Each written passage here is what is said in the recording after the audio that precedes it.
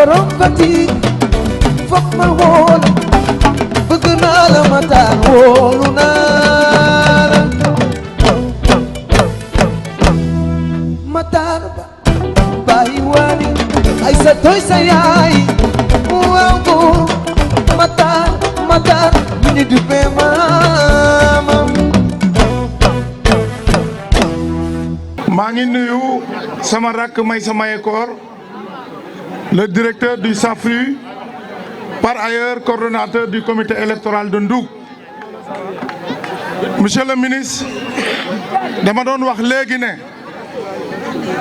Mboubane jël nañ coupe bi. Mboubane, vous avez raison.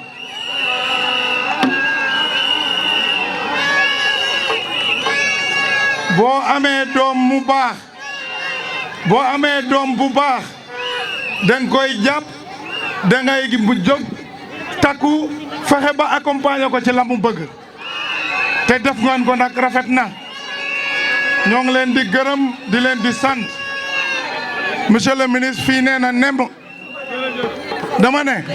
dama jaaroon fële foogoon ne foofoo nekk nemb kese mais nemb bi continué na Mboubane nee na nemb léegi nag yeneen quartier yi ñoo am problème Poxam toj na fi Mboubane toj na fi Maysa Mayakor man tiit naa de maak yow tiit nañ vraiment Ndouk ak Darel am nañ un challenge et nous allons essayer de le relever man wóor na ma ne tey Ndouk bu jotee di ngeen gis loo xam ne mosu leen koo gis Njaay am na lu mu wane léegi mais dama leen ne kat le 14 ak le 15 bàyyi leen nag wax ji te ngeen fexe jëf man Njaay dama leen di défier na nit ñi góorgóorlu ba ñu mun a raw Mboubane ak Poxam mën naa nekk dama ne lii amatul waxtaan Fatick mokku na liggéey ngeen ko te vraiment ministre bu bés ba jotee nee naa leen man waxatuma le 23 mais après le 23 lay waxtaane parce que nii ngeen def nii buñ ko defee ci yeneen quartier yi doxantu rek lay doon jour ba dama ne woon 18h mais wàcc naa monsieur le ministre à cause de Mboubane maa ngi 16h 16h ñu jox la yëf yi 16h ñu jox la yëf yi donc encore une fois ñoo ngi leen di gërëm di leen di sant di leen di wax ngeen bañ a naagu continuer leen la proximité gën leen jege nit ñi gën a wax ak ñoom parce que nag saay waxul dëgg waaye yàq da xel te nag ñiy dox di bàkku ne Macky leen yónni bari nañ te kenn gisul Macky donc continuer leen wax ak nit ñi ñu xam ne kenn nit moo fi nekk ku ñu joxoñ muy le ministre maire Matar Ba dinañ ko gunge dinañ ko accompagner ba à 16h le 23 ñu jox ko ndam li mu jeex grâce à Mboubane je vous remercie yéen ñëpp di jéggalu nag am na kilifa yu bari yu fi ne maa ngi féliciter Faris Agne gis naa seen liggéey Maam Ami Diawo yéen ñëpp tous les responsables de Mboubane sama grand frère maa ngi leen di ziar di leen di gën a encourager mais bu ala accu bu leen bàyyi dara su ngeen xëyee visite de proximité matin midi soir bu leen ne jaar nañ fi rek ngeen toog continuer leen dugg ci kër yi wax ak nit ñi ba bés ba bu jotee lépp leer loolu daal la amoon lu may wax di leen di gërëm di leen di sant wasalaam. On a démarré cette campagne, nous avons vu qu'il y a beaucoup qui font semblant de battre campagne, mais ils ne le font pas. Pourquoi ils ne le font pas? Parce que les populations honnêtes et engagées de Fatick ont tourné le dos à ces imposteurs. Parce que le produit qu'ils voulaient vendre aux Fatickois, les Fatickois n'ont pas besoin de ce produit. Les Fatickois sont avec le chef de l'État, avec Benno Bokk Yakaar. Les Fatickois sont avec Biram Wagan Faye. Les Fatickois sont avec le ministre Ali Koto Ndiaye. Les Fatickois sont avec Maysa Mayakor. Les Fatickois sont avec El Hadj Souleymane Diouf.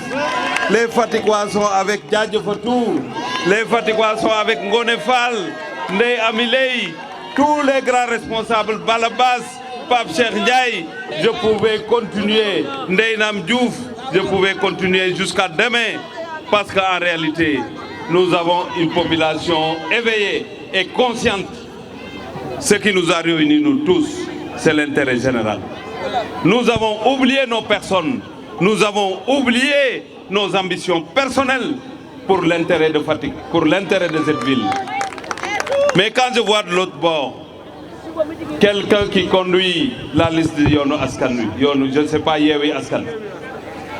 Nous étions là, élèves, quand tu gérais la Sénélec de Fatick. Les coupures couraient les rues parce qu'il n'y avait pas de solidarité ni de générosité. Je me rappelle,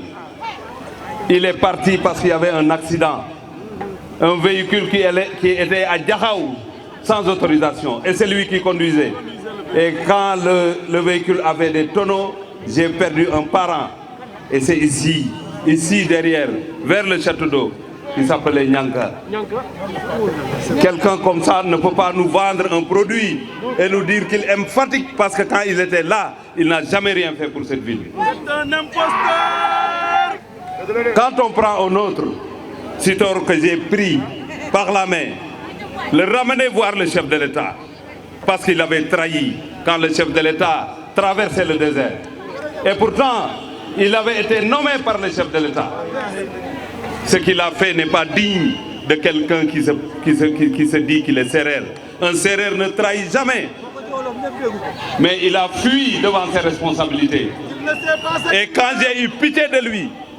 je l'ai pris par la main, je l'ai ramené et je l'ai amené dans le bureau du chef de l'État. Et le chef de l'État l'a nommé président du conseil d'administration de la SAED.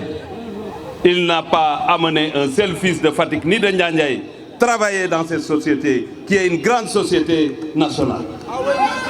Et c'est lui qui essaie de conduire une liste ici à Fatick. L'autre, il a fait sa vie, il est parti à la retraite.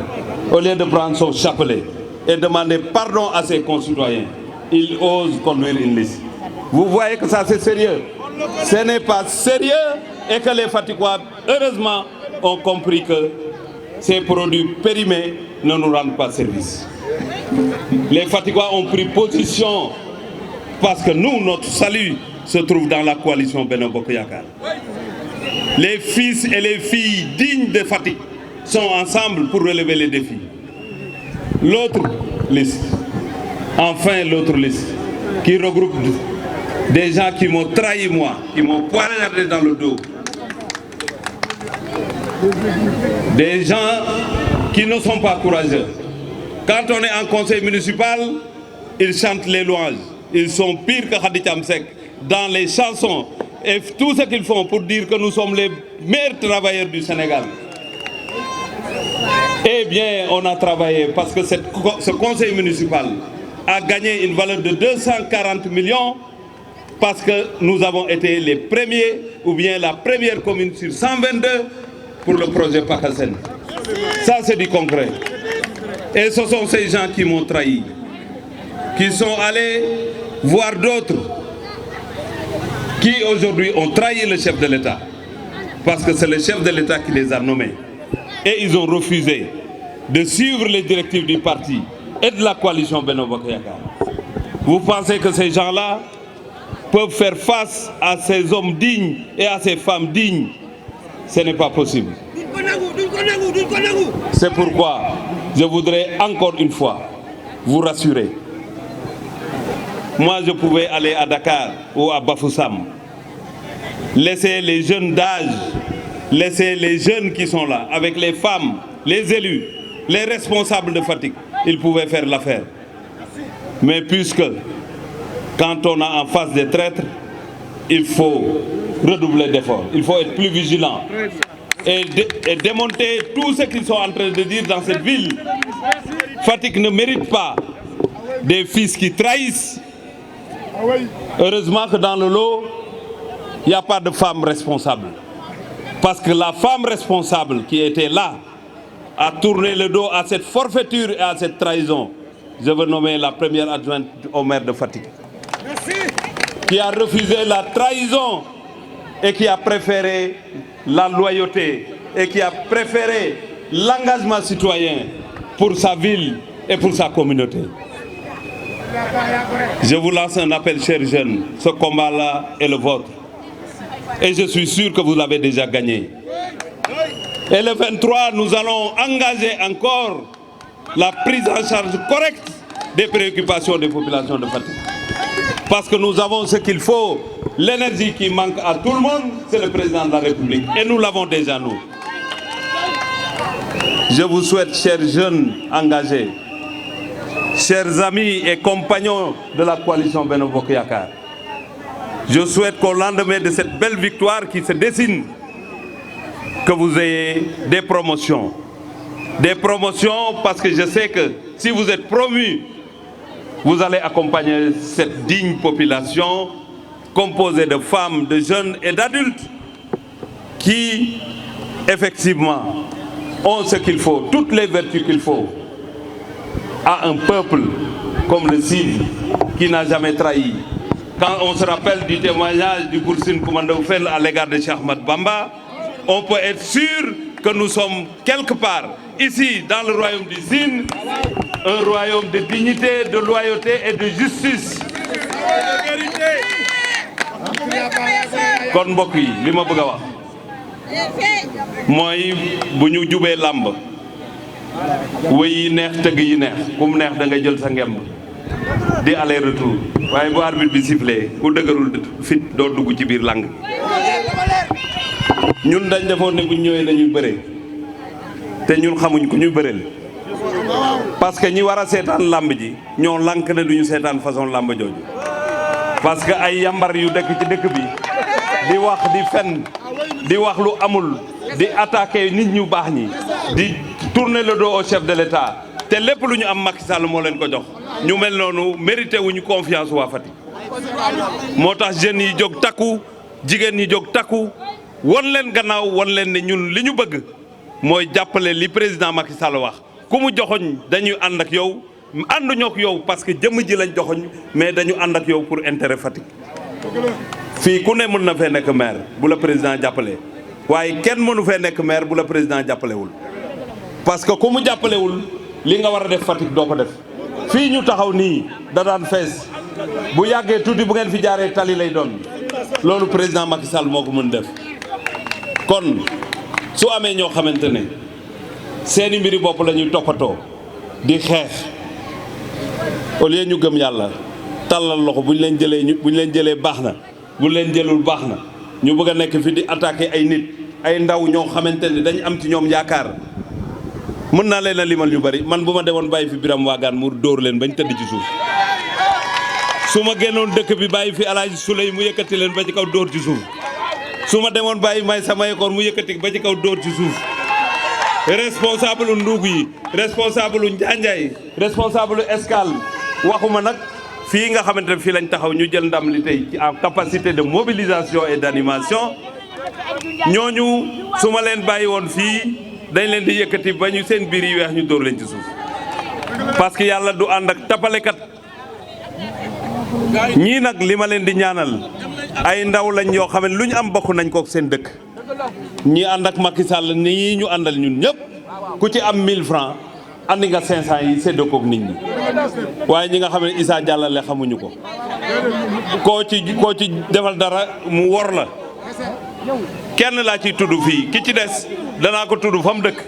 kii dama koy mosal rek pour mu xam ne maa ngi ñëw parce que nag am na waa joo xamante ne dafa jooy sama kanam ma téye ci loxo bi ñuy ànd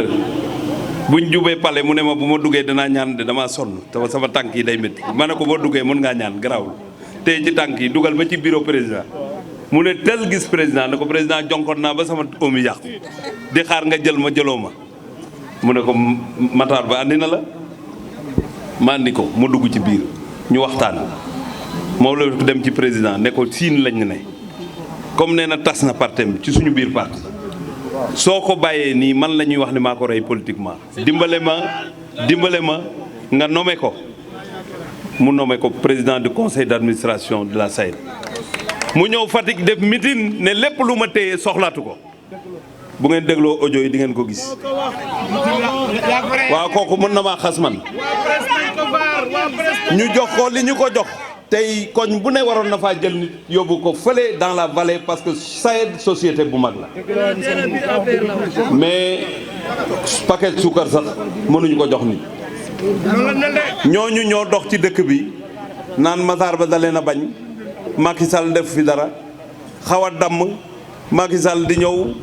ñaari xale yi tooj ko pour mu mën a langaamu ci oto bi comme gis nañ ko te muy waaj a damm président ne ma kii kan la ma ne ko mooma Sitor la de ñu jàpp ci loxo bi teg ko mu taxaw pour du damm parce que président dafa bari yërmande mu ne ko loo bëgg laay def président kon li ma bëgg xam nga ko Matar Ba mooy sama candidat mu ne ko dama laa bëgg a gis ci pet président lank na du ko gis ci pet loolooy wax ji lu leen nit wax leneen amul donc il faut que nit ñi am raison garder amul ku war ren ba déwénte gisoo ko man nag je suis fier li tax ma fier mooy su ma bàyyi woon politique sama xel day dal parce que ndaw ñi ma àndal ak mag ñi ma àndal yàlla def ci ñoom ndombo tànk def ci ñoom maxaama ay nit ñu am yar lañu te ni ma combattre woon ba jàpp Sitor yóbbu noonu lay combattre ba ngeen am promotion balaa may nelaw am promotion parce que xam naa ne lu ngeen am jigéen ñi jot ci ndaw ñi jot ci moo tax bu ma toogee ak yéen sama xol day sedd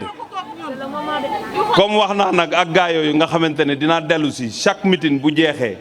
bii nag jeexagul parce que pël ga lañ jëm nii Pastef lañ jëm suñu jeexalee danaa wax ak ñoom parce que nag liñ may wax maa ngi koy dégg dama defe ne ku bëgg a nekk maire da ngay am programme waaye diw ñaaw na diw njool na diw rafet na loolu waxu caaxaan la man ku ma bëgg a ne baaxoo danga may won loo fi def lu ma deful loolu mën naa ko Dakar bu fekkee danga ma won lu bari loo xam ne def nga ko fi te man defuma ko ma d'accord ne mën nga waaye ñii nga xam ne lu ñu war a andi ci dëkk bi lekk ko kenn du leen gis di taxawalu ba pare di rëy làmmiñ c'est peine perdue. Maintenant pour revenir à Mboubane, chers jeunes de Mboubane, vous préparez une finale, je vous ai dit que je prends entièrement en charge toutes les dépenses afférentes à cette finale-là. Et si je suis au Sénégal, je viendrai vous amener au stade. Parce que ça, c'est mon quartier. Tout est parti d'ici. J'ai créé l'ASC Mboubane. J'ai créé le quartier de Mboubane. Je fais partie des fils de Mboubane. Donc, je vous accompagnerai, comme Semou l'a dit, comme Djen l'a dit, comme le président du comité électoral, Babacar Faris Agne, ma ami, Ami Diouf, Ayou Diassé, Modou Tchare, Théassine, tous ces jeunes engagés, je serai à vos côtés. J'ai compris le message. Moi, na yok, yalla nañu yalla katal na ñu mëna yok. Dama fi ñëw nag ñu wéyal ma ñoom ay jaase wéy nag xam nga neex na am neexul waaye xam nga nag man ku ma wéy rek ma jëflante ak yow kon dana leen jox rendez-vous parce que bëgguma ko wax ci kaw na ngeen ma seet si suba ci suba balaa maa génn balaa maa dem marché central na ngeen ma seet si ma jëflante ak yéen maa ami jaawo suñu jigéen yi nga xamante dañ jóge neeraan soxla ay leket nang ma seet si ma xool leket yi la ka ñaata lay jar ma jox la nga wutal leen ay leket kon Mboubane ñu ngi leen di jox dig daje comme ni ko nit ñi waxe le 23 te xaarloo fenn pour la grande victoire de la coalition.